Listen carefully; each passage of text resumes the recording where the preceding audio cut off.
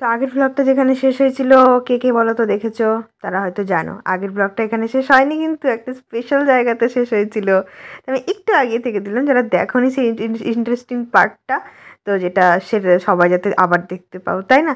তো এখানে হচ্ছে যেটা দেখেছিলে, জানি না দেখেছো কিনা আগের পার্টে তোমরা, যারা যারা দেখোনি এখনই গিয়ে দেখে আসো। এখানে চলছে হচ্ছে আশীর্বাদ পর্ব, যেটা কিনা আমার শ্বশুরমশাই, শাশুড়ি মা আর আমার মা তিনজনই ছিল বড় ওভার। 7 মান্থে তো কেউই এসেছিল না, না শুধু মা আর বোন এসেছিলো, আর আমরাই 4 জন। তো ওরাই হচ্ছে আশীর্বাদ পর্বটা সেরে নিচ্ছে এখানে এক এক করে। আর তারপর একটা ভীষণ ইন্টারেস্টিং পার্ট আসছে, সেটা সবাই এখন দেখতে পাবে, দাঁড়াও।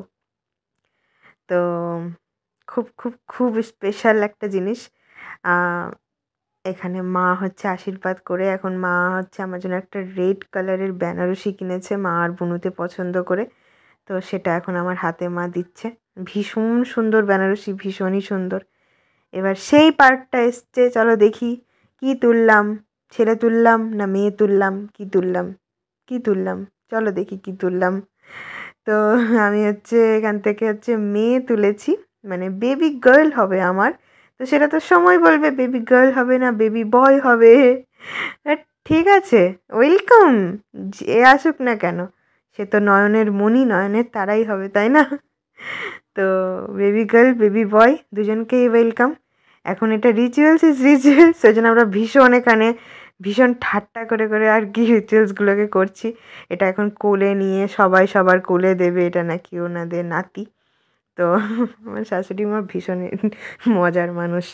তো উনি কোলে নিবে, এখন কান্নাকাটি করবে করে অনেক কিছু। আমার মা তো দেখে অবাক, বলছে বাপরে বাপ, এত নিয়ম তোর শ্বশুরবাড়িতে।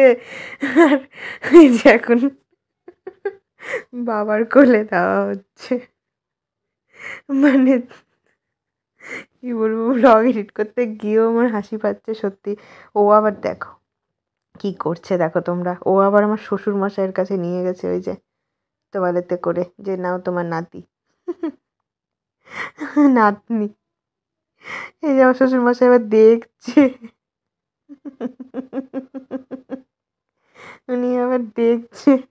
এবার এসে হচ্ছে আমার কোলে দেওয়া হলো, আবার ওটা কোলে নিয়ে এখন আমাকে পায়েস খেতে হবে। প্রথমে পায়েস 3বার নাকে শুকে শুকে ফেলে দিতে হবে, তারপর হচ্ছে পায়েসটা আমাকে খেতে হবে।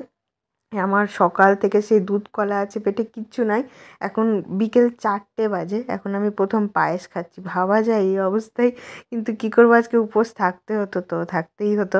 তো এখন হচ্ছে আমি পায়েসটা পুরোটা খেতে হবে আবার, আর শেয়ার করারও কেউ নাই, খালি বোন, মানে ছোট যে ওই খেতে পারবে, আর অন্য কেউ খেতে পারবে না।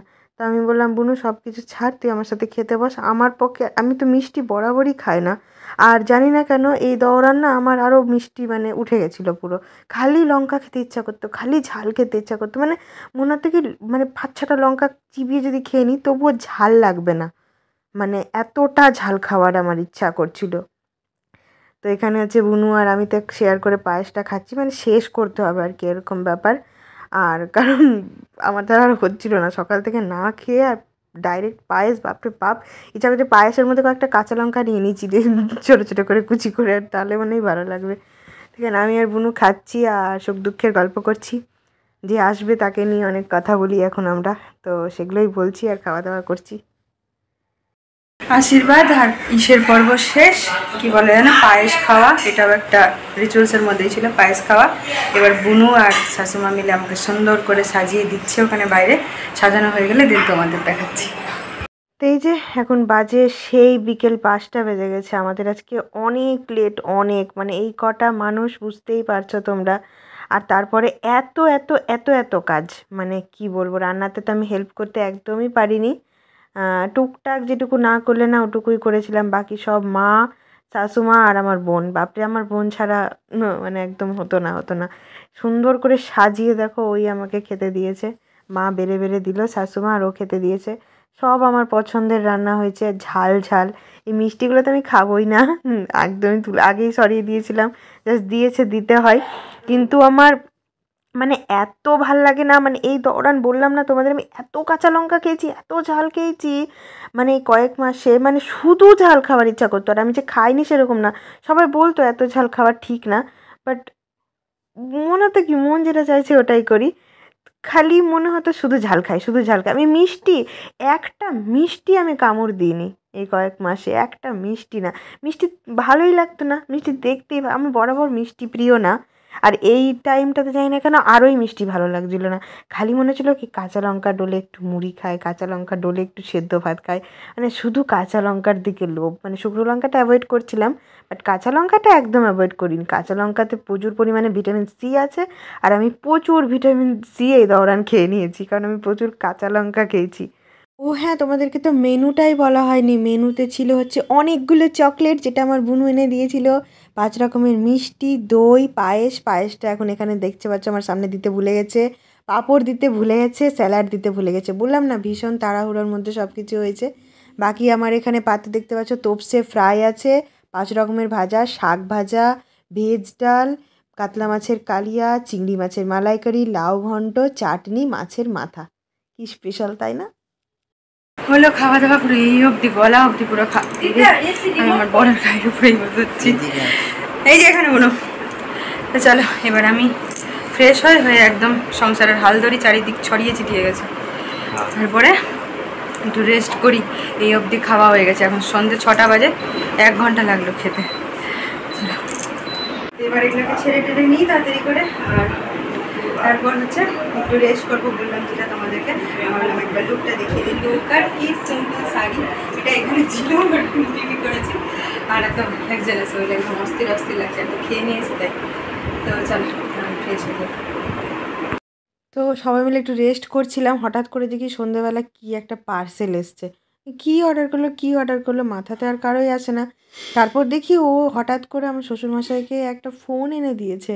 তো সেটা আমরা দুজন মিলেই প্ল্যান করছিলাম কিছুদিন ধরে, যে সেটা তোমাদের বলছি একটু পরে, যে বাবাকে এবার পুজোতে একটা ফোন দেবো। তো সেই অনুযায়ী বাবার জন্য একটা ফোন, স্মার্টফোন তো উনি ইউজ করবে না, বলেছিলাম করে দেখতে পারো, বাট না, উনি ওই ছোটো ফোনেই কমফোর্টেবল। তো আমরা একটা নোকিয়ার সেট অর্ডার করেছি এখানে বাবার জন্য। এখন বাজে রাত 10টা, একটু আগেই দেখলে তোমরা, আমরা সবাই মিলে টিভি দেখছিলাম, চাটা খাচ্ছিলাম। তো হঠাৎ করে সারপ্রাইজ দিল বাবাকে একটা ফোন, কারণ বাবার ফোনটা কয়েকদিন ধরে ভীষণ ডিস্টার্ব করছে। ডিস্টার্ব করবেও না কেন, কারণ বাবার ফোনের উমার হয়ে গেছে 22 বছর, তো স্বাভাবিক ব্যাপার, ফোনটা তো ডিস্টার্ব করবেই। তো ফোনটা খুব ডিস্টার্ব করছে কয়েকদিন ধরে, দেখছি বারবার উনি নিয়ে যাচ্ছে। তো এই করতে করতে আমি ওকে বললাম যে এক কাজ করো, বাবাকে না, মানে শ্বশুরমশাই খুব একটা বেরোয় না বাইরে টাইরে। তো আমি বললাম যে এবার পুজোতে এক কাজ করো, ড্রেস টেস দিলে তো উনি পরেই না, কিছুই না, ওই থাকেই আলমারিতে গাদা হয়ে গেছে একটা পুরো আলমারি ভরে নতুন জামা কাপড়ের। তো আমি বললাম এক কাজ করো, এবার বাবাকে পুজোতে ফোন গিফট করে দাও, সব থেকে ভালো। তো দেখছি আজকে দুপুরবেলা বলে গিফট করেছে, এই অ্যামাজনে অর্ডার করেছে, সন্ধ্যাবেলাতেই চলেছে, আমিও জানি না, হঠাৎ করে দিয়েছে, তো আমি চমকে উঠেছি সবাই। তো যাক, বাবার ফোনটা পছন্দ হয়েছে, ফোনটা বেশ ভালো, নোকিয়ার একটা মডেল। আর তারপরে এতক্ষণ ধরে সবাই গল্প টল্প হেনা তেনা এটা ওটা করছিলাম। আর এ করতে করতে এখন রাত 10টা, সাড়ে 10টা বাজে। কে খাবে না আমি বুঝতে পারছি না। আমি পুরো রান্নাঘরটা ক্লিন করলাম, মা এখানে সব বাসনপত্র মিলেছিল, সব কিছু এগুলোতে করলাম। ফ্রিজের কিছু খাবার ছিল বের করলাম, কিছু রাখলাম, ফল টল, মানে বুঝতেই পারছো, মানে আমার অবস্থা হচ্ছে ডেকি সঙ্গে গেলেও ধান ভাঙে এরকম অবস্থা। সবাই কাজ করছে, বাট মাথা দিয়ে আমাকে খাটিয়ে করতে, যে এটা হলো কিনা ওটা হলো কিনা, কারণ তোমাদের দাদুভাই কয়েকদিন ধরে ভীষণ চাপে আছে অফিসের কাজে, আর এগুলো তো একটা অন্যরকম প্রেশার। তো সবাই একটা টেনশানও কাজ করে, একটা প্রেশারও কাজ করে, সব ঠিকঠাক হবে কিনা, রিচুয়ালস ওয়াইজও হবে কিনা, মানে এগুলো টেনশানেরও একটা ব্যাপার থাকে। তো যাক, সব কিছু ভালো মন্দ মিশিয়ে আজকে দিনটা ভীষণ ভালো গেছে, গুরুদেবের কৃপায়, ঠাকুরের কৃপায়, গোপালের কৃপায়। এর পরের দিনগুলোও যাতে ভালো হয়। এই ব্লগটা কবে আমাদের সামনে আমি আনবো, পাবলিক করবো, আমি নিজে জানি না, হয়তো ততদিনে সে আমার কোলে আসবে কি না তাও আমি জানি না, মানে তার আগেই হয়তো করে দিতে পারি তোমাদেরকে পাবলিক। এখন আমার সব কিছুই আমার মনের উপরে মানে নির্ভর করছে, মন চাইলে আগেও দিতে পারি, পরেও দিতে পারি, মানে কিন্তু এখন না, কিছুদিন পরে। তো যেদিনই দিই, আই হোপ ব্লগটা তোমাদের এতদূর যদি দেখে থাকো ভালো লেগেছে। আমার শ্বশুরবাড়ির যা যা রিচুয়ালস, সব খাওয়ান দাওয়ান সব ভালো লেগেছে। বাকি এবার 9 মাসের আশায় থাকলাম, যেটা নভেম্বরে হবে, 9 মান্থ বেবি শাওয়ার। তো যেটা আমার মায়ের বাড়ি থেকে দেবে, এখানে এসে সবাই মিলে আসবে। তো তো সেটাতে একটু বড় করে একটু ইচ্ছা আছে সবাইকে বলে টলে করার। এটাতে তোমাদের দাদাভাইয়ের চাপের জন্য হলো না, এটাতে ইচ্ছা ছিল বড় করে করার, বাট হলো না। 9 মান্থে ইচ্ছা আছে, তো দেখা যাক কী হয়। বাকি আপাতত আজকের দিনের মতো আজকের জন্য এই ব্লগটাকে একটুকুই রাখছি। যদি এতদূর অবধি দেখে থাকো, কিছু ভালো লেগে থাকে ব্লগটার মধ্যে, please do like, comment, share and subscribe আমার চ্যানেল। পাশে থেকো, সুস্থ থেকো, সবাই ভালো থেকো, সবাইকে ভালো রেখো, আর আমার বেবিকে অনেক অনেক আশীর্বাদ করো। Bye bye guys. আজকের এই স্পেশাল ডের স্পেশাল কিছু ছবি যেগুলো তোমাদের সাথে শেয়ার করলাম। তোমরা সবাই অনেক আশীর্বাদ করো আমার আপকামিং বেবিকে, যাতে ও ভীষণ সুস্থ, ভীষণ ভালোভাবে আমাদের কোলে আসে, আমাদের কোল আলো করে আসে। তো এই সুন্দর সুন্দর কিছু ছবি তোমাদের সাথে না করলেই নয়, তাই করলাম। আজকের দিনটা খুব স্পেশাল, ভীষণ স্পেশাল। ও যাতে খুব ভালো থাকে, খুব খুব খুব ভালোভাবে আমাদের সবার মাঝখানে চলে আসতে পারে। প্লিজ সবাই আশীর্বাদ করো। Bye bye.